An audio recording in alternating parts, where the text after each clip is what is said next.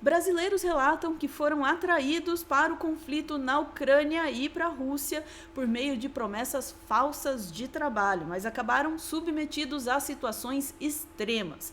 Alguns acreditavam que atuariam como motoristas ou em funções civis, porém foram forçados a servir no exército russo, e o Fantástico mostrou isso pra gente nesse último final de semana. Vamos falar sobre isso com a nossa Daiane Oliveira agora no Plantão do Meteoro. Bora lá!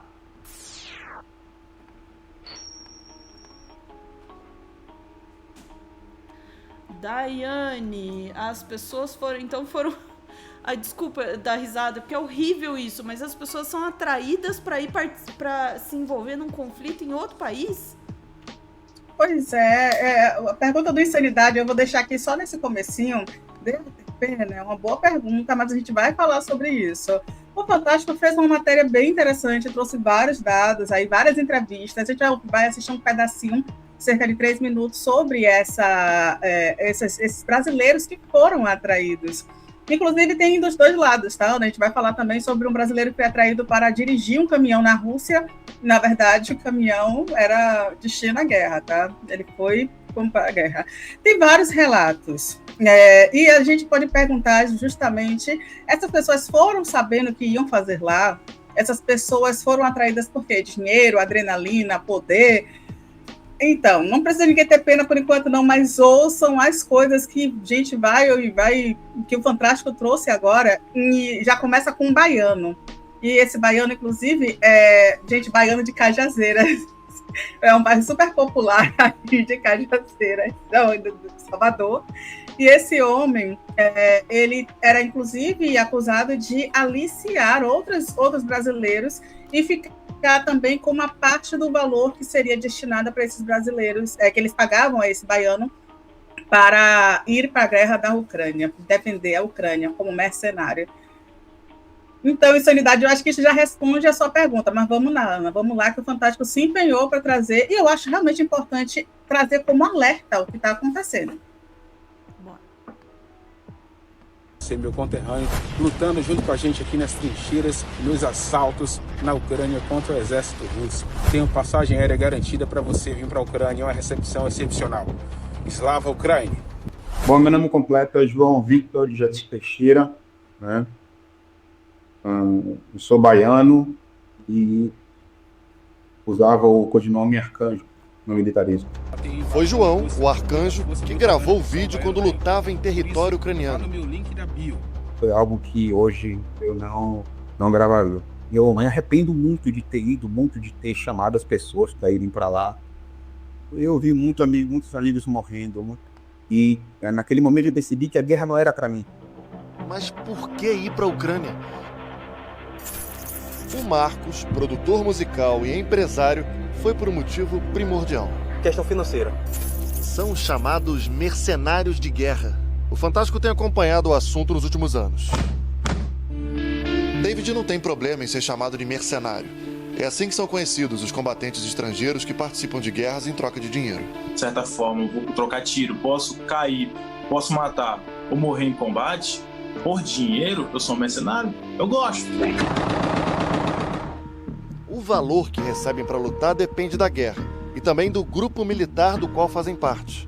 Mas a negociação nem sempre é clara. Falam que salário é 50 mil mensal. Você entende o quê?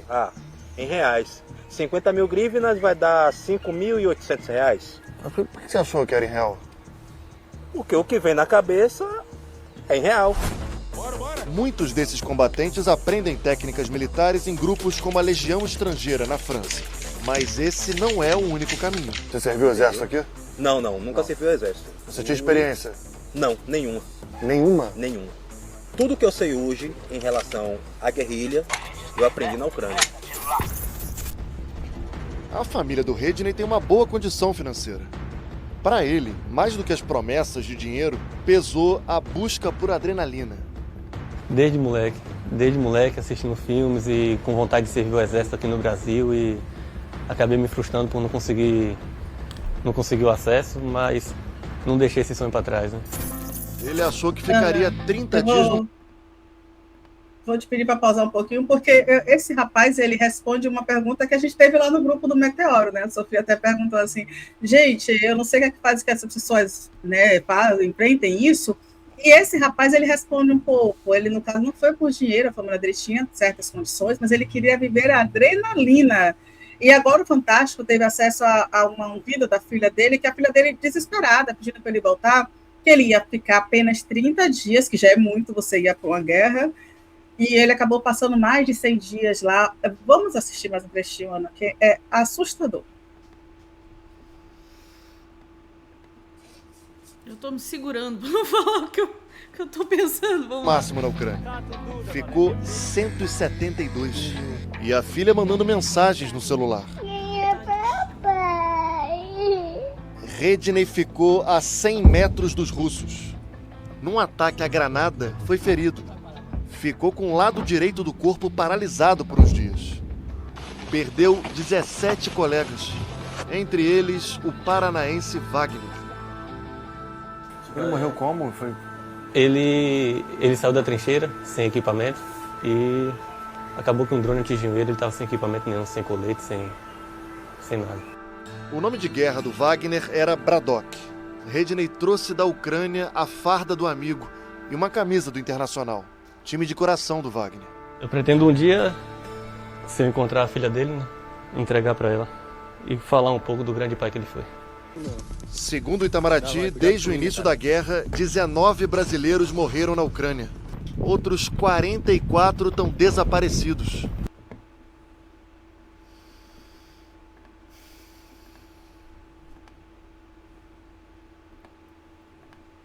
Eu não tô acreditando. A Dai, você tá mutada, desculpa. Não, eu não estava conseguindo desmutar. Adorei o seu suspiro, Ana. Acho que o seu suspiro ele reflete muito o que a gente está pensando. Tem muitas questões aí, logicamente, serem envolvidas. O primeiro ponto, sim. Algumas pessoas saíram do Brasil com uma proposta de dinheiro, de muito dinheiro, uma proposta de uma vida melhor, que, de qualquer forma, não se justifica, porque a gente já falou de um caso também de um outro brasileiro, não lembro se era do Paraná, Santa Catarina, mas a gente vou trazer aqui no finalzinho, ele fugiu, acabou desertando, e aí ele ainda sofreu o risco, né, de ser preso, torturado ou morto, porque ele era um desertor, ou ser, do outro lado, ser preso ou deportado porque ele estava como mercenário. O Brasil, o Itamaraty, não pode fazer absolutamente nada nesse caso. Eu já falei sobre as campanhas, eu acho importante o Brasil não... E aí teria que investir dinheiro em campanha, mas eu acho importante que o Brasil invista dinheiro em campanha, conscientizando esses rapazes. Eu gostei de um comentário que foi feito aqui, ó, nem sempre um homem, mas sempre um homem, neste caso, sim. Conscientizando, né, essas pessoas de que, caso elas morram em outro país, caso desapareçam, o Brasil não pode resgatar, o Brasil não pode se meter no conflito, o Brasil não tem absolutamente nada a fazer nesse caso, e nem os corpos podem ser velados. Inclusive, muitos brasileiros estão desaparecidos. O pessoal esquece que o mercenário vai para lá com bucha de canhão, né? Ele vai ser a linha de frente justamente para as pessoas, para os patriotas, para não ter as baixas nos exércitos, tanto ucraniano quanto do lado russo. E aí, Ana, eu vou te pedir também para trazer uma matéria do G1, porque um outro caso que é recente também, foi divulgado no finalzinho do ano passado, de um brasileiro que foi atraído para trabalhar como motorista, e ele foi obrigado pelo exército russo a servir para a guerra. E é o brasileiro Marcelo Alexandre da Silva Pereira, de 29 anos. A família afirma que ele foi atraído para uma proposta de trabalhar como motorista na Rússia, mas ao chegar no país foi obrigado a servir no exército russo. Agora os parentes buscam apoio do governo para trazê-lo, né, para devolver para o país. Ele é da região norte do país, é de Roraima, onde vivia com uma mulher grávida e 3 filhos pequenos. Em nota, o Itamaraty informou que a Embaixada do Brasil em Moscou tem conhecimento do caso e até dezembro prestava apoio cabível, né, assistência consular cabível ao cidadão brasileiro. E é isso, o que é assistência cabível? É abrir as portas, mas não pode acolher, não pode devolver, justamente porque ele foi por livre e espontânea vontade. E essa família segue essa luta para que o Marcelo volte para casa. E aí serve o alerta. As pessoas precisam compreender que elas estão indo para um país em guerra. Então, assim, o que é que você vai fazer num país em guerra, muitas vezes? Você pode ser, sim, colocado para trabalhar na linha de frente. E depois você vai reclamar para quem?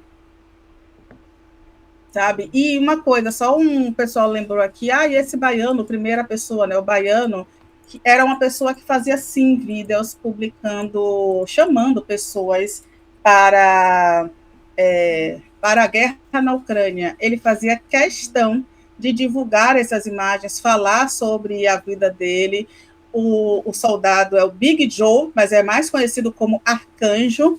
Ele, inclusive, vou repetir que ele chegou a ser preso porque ele foi acusado de segurar, né, cobrar um valor para os brasileiros que estavam se dispondo aí para a guerra na Ucrânia.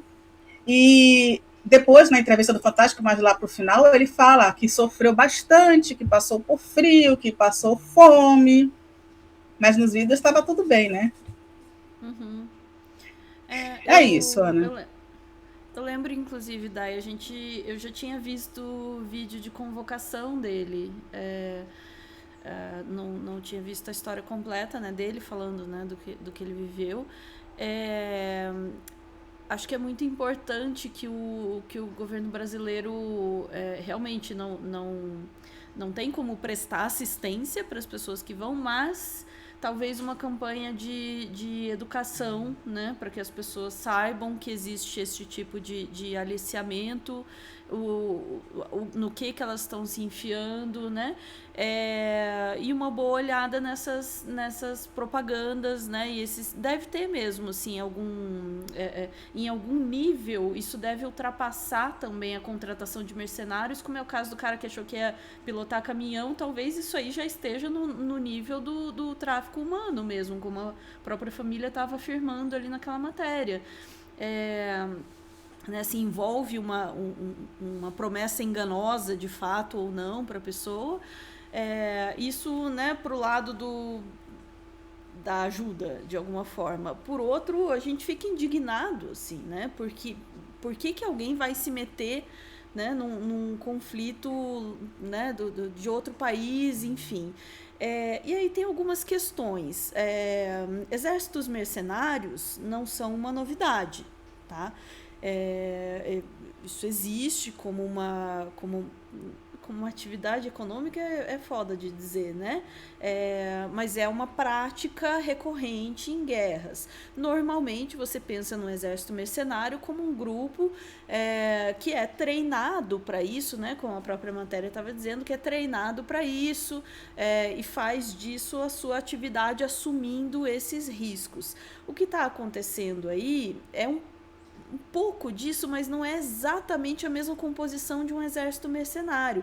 O que tem aí é um trabalho de predação de populações, especialmente aí de países, né, mais pobres e de populações mais vulneráveis, que são atraídas, primeiro, pela questão econômica, por uma promessa de um ganho que o cara imagina que vai ser enorme, né? O cara achar que ia ganhar 50 mil, e muitas vezes está numa situação de vulnerabilidade, às vezes numa situação de vulnerabilidade econômica, às vezes só uma situação de vulnerabilidade de conhecimento mesmo, não tem a menor noção do que é aquilo no que ele está se envolvendo, mas ainda assim não elimina o aspecto de predação que tem nesse tipo de captura, né, de ir lá e atrair o cara para participar disso. Mas tem também, e aí eu acho que todas essas coisas se misturam, né?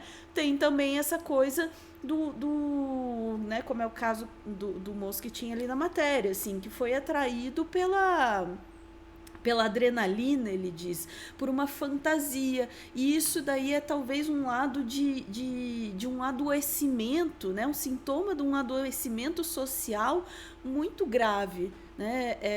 Em que a gente não tem a menor noção, assim, do que é a realidade de um conflito, e tem essa... E aí, vão dizer que eu estou exagerando, tá? Mas tem essa cultura especialmente ligada, né, ao masculino, essa coisa do herói, de guerra, enfim, e o cara entra nessa pira, nessa fantasia de que ele vai lá, muitas vezes também, como o nosso chat apontou aqui, né, vai lá não apenas se sentir um herói, mas também experimentar a sensação, muitas vezes, de matar pessoas, de cometer crimes de guerra, né? Existe um apelo psicológico aí também nisso, e que é alimentado por uma sociedade doente, né? É também um sintoma de uma sociedade doente que leva o sujeito a fazer esse tipo de escolha absurda na vida, né? De resto, acho que como aspecto positivo mesmo, tudo que a gente pode pensar é isso. O que a gente pode fazer para talvez esclarecer e educar a nossa população, proteger a nossa população desse apelo, né? Contra esse apelo, contra o aliciamento, contra a enganação, e também proteger desse apelo de morte, né, que muitas vezes pode levar a esse tipo de situação, e aí criança que fica sem o pai né, e concorda aí com o chat que tá indignado, assim, né, que herói é esse pai que foi aí se envolver num conflito que não tinha nada a ver, né, para experimentar essa sensação, né, de estar num conflito. A vida não é um videogame, a vida não é um filme, cara. Tem uma criança real aqui sem pai por causa disso, né? Ficamos por aqui, Dai? Isso aí, chat. Voltamos em instantes para mais notícias do dia. Se você conhecer gente que está se envolvendo com essa bagaça, pelo amor de Deus, mostra, não quer mostrar a nossa, mostra a do Fantástico, pelo menos. Pô, escuta, é real aqui, tu vai levar tiro. Não vai ficar pilotando drone, como o cara daqui do Paraná acreditou que ia pilotar drone lá, protegidinho. Você vai pra linha de frente, você é bucha de canhão. Se você morrer, é lucro pra eles. Pensa um pouquinho, cara.